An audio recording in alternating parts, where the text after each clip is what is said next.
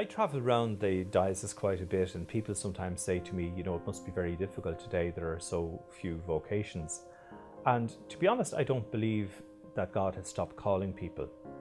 I do think God is calling people all the time, but I do also think that people find it more difficult in the busyness of our contemporary culture to hear the call of God. There are a lot of other voices out there, and we get distracted by lots of preoccupations.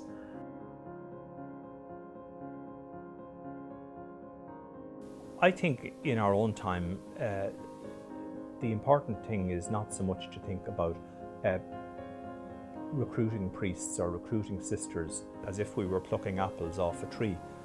Because what happens really is that vocations mature like fruit. They don't suddenly appear. Jesus calls people, first of all, into relationship with him. We see that in the gospel. He called the disciples to follow him. He didn't call them to be priests in the beginning. And all of those who followed Jesus down through history began, for the most part, to follow Jesus in the context of their own family and among their own friends.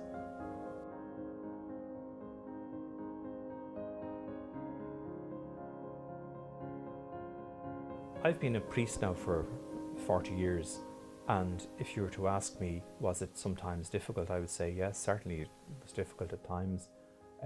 Was it challenging? I would say yes, but who wants a life without challenge? The thing I suppose I would say is that in my life as a priest, I've had the opportunity not only to be called into a deeper relationship with Jesus, but also to be sent out into mission to support other people in living as disciples. And I think, that's part and parcel of the thing of vocation. We are first of all drawn into relationship with Jesus, like the waves coming in on the seashore, and then we are sent back out again. And if we don't come in, we can't go back out.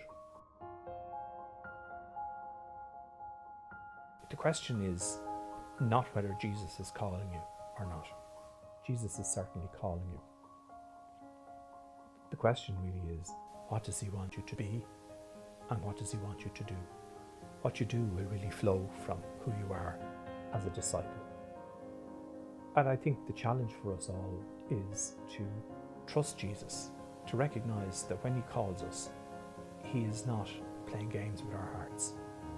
He has a desire for all of us to become part of his mission.